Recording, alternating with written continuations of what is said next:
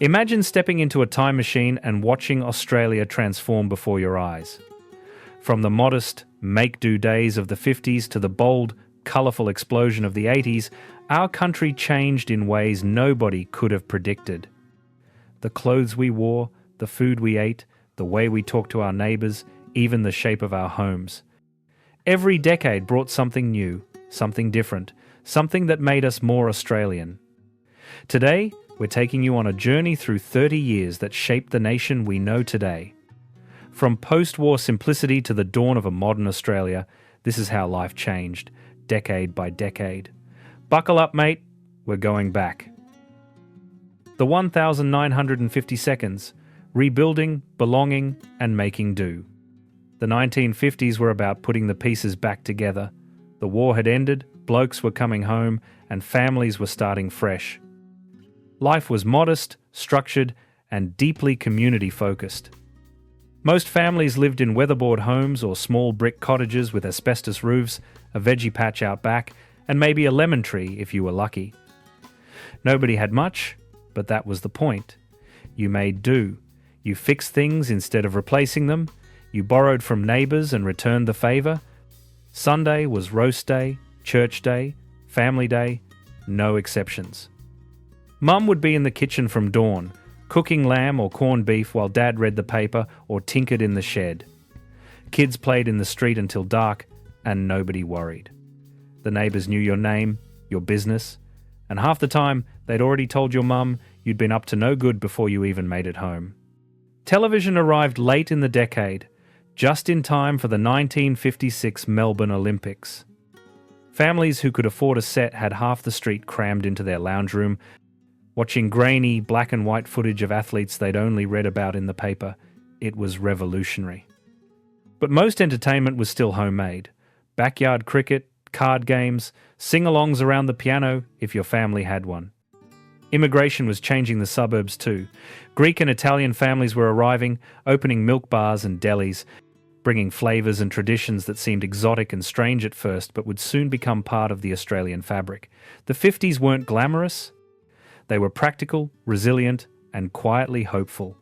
We were rebuilding, not just homes, but a sense of identity, and we did it together. The 1,960 seconds, colour, change, and a younger voice. Then came the 60s, and everything shifted. Suddenly, being young mattered. Music wasn't just background noise anymore, it was a movement. The Beatles arrived and changed everything. Rock and roll wasn't just American now, it was ours too. Australian bands like the Easy Beats were on the radio, and teenagers had opinions, style, and pocket money to spend. Mod fashion crept into the suburbs. Girls wore shift dresses and go-go boots. Blokes grew their hair a bit longer, much to their father's horror, and skinny ties replaced the wide conservative cuts of the 50s. Homes started to change too. Open-plan living became trendy. Brick veneer replaced weatherboard. Laminate benchtops, vinyl floors, feature walls in bold colours. The Australian dream was shifting from survival to comfort, from making do to making it nice. The Holden became a symbol of Australian pride. It wasn't just transport, it was identity. Families would pile into the EH or the HR and head to the coast for summer holidays. No seatbelts, no air conditioning, just windows down and the smell of the ocean getting closer. And the telly, well, that became central to family life. 2 channels, but that was enough. Everyone watched the same shows, talked about them at work, at school, over the back fence. It created a shared culture, a collective experience. The 60s also saw more migrants arrive, this time from places like Yugoslavia, Poland, and Turkey. The suburbs were becoming more diverse, more vibrant. Corner stores started stocking strange new things. Olive oil, spices with names nobody could pronounce, coffee that wasn't instant. Australia was waking up, looking outward, and realising the world was bigger and more interesting than we'd thought. The 1,970 seconds, bold, brash, and unapologetically Australian. If the 60s were about change, the 70s were about confidence. We stopped trying to be British and started being Australian, loudly and proudly. Gough Whitlam became Prime Minister in 1972 and shook things up. Free university education, recognising China pulling troops out of Vietnam. It felt like the country was finally stepping into its own skin. Fashion went wild. Flares, platform shoes, colours that hurt your eyes. If it clashed, you wore it. Blokes strutted around in stubbies and long socks, and nobody blinked. The hair got bigger, the music got louder, and suddenly, being different was celebrated, not frowned upon. Australian culture exploded. Countdown launched in 1974 and became essential viewing. Molly Meldrum with his cowboy hat, introducing us to punk, new wave, and homegrown talent. Skyhooks, Sherbet, AC, DC. We weren't just copying what came from overseas anymore. We had our own sound, our own stories. The pub became more relaxed too. Women could finally drink in the public bar, not just hidden away in the lounge. It was a small thing, but it said something bigger. Times were changing. The backyard barbecue became an institution. Blokes in stubbies flipping snags, kids running wild, mates gathered around with tinnies, talking footy and rubbish until the mozzies drove everyone inside. Food started to shift as well.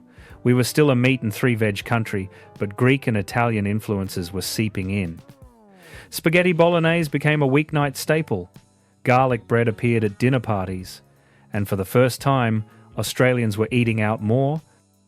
Not just at the RSL, but at restaurants with names that sounded European and menus we had to pretend we understood. The 70s were messy, loud, and unapologetic.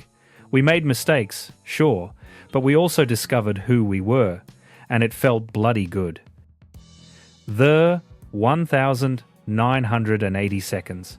Technology, ambition, and a new Australia. The 80s kicked the door open and brought the future with them. Suddenly, everything was faster, shinier, newer. Home computers arrived. The Commodore 64, the Spectrum. Kids who'd spent the 70s playing backyard cricket were now hunched over keyboards, teaching themselves BASIC, playing pixelated games that blew their minds. Walkmans replaced transistor radios. You could take your music anywhere, curated on mixtapes you'd spent hours perfecting. Mobile phones existed, sort of. They were the size of a brick, cost a fortune, and only businessmen had them. But the idea was there. Communication was about to change forever. Fashion took a sharp turn. The relaxed, scruffy look of the 70s was out. Now it was all about power dressing, shoulder pads, bright colours, big hair, lots of gel. Everyone wanted to look like they were going somewhere, even if they were just going to the shops. Gyms became a thing. Aerobics videos, leg warmers, sweatbands. Fitness wasn't just for athletes anymore, it was trendy. The Australian economy was changing too. Deregulation, privatisation, boom and bust. Some people made a fortune, others struggled. The gap between rich and poor started to widen in ways it hadn't before, but there was optimism, opportunity, the sense that if you worked hard enough, anything was possible. Television changed as well. We got more channels, VCRs arrived, and suddenly you didn't have to watch things when they aired. You could tape them, watch them later, fast forward through the ads. It was revolutionary. Australian soaps like Neighbours and Home and Away became global hits. Suddenly, the world was watching us, and we were showing them beaches, sunshine, and a laid-back lifestyle that seemed impossibly attractive. Multiculturalism became official policy in the late 70s, but the 80s were when you really felt it. Vietnamese families fleeing war arrived and opened restaurants, bakeries, bringing pho and banh mi to suburbs that had never seen anything like it. Australia was no longer just British with a suntan. We were something new, something mixed, something uniquely ours. The 80s were ambitious, flashy, and forward-looking. We weren't rebuilding anymore. We were building something entirely new. 30 years, 4 decades, and Australia transformed completely. From the humble, make-do days of the 50s to the bold, confident 80s, we changed in ways that shaped who we are today. We went from borrowing from neighbours to buying on credit, from knowing everyone on your street to barely knowing the person next door. From meat and 3 veg to cuisines from around the world.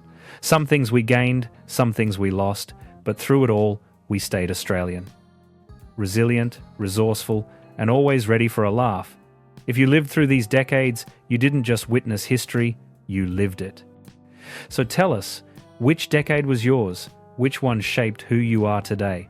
Drop it in the comments, mate. This has been Retro Australia, where every decade tells a story.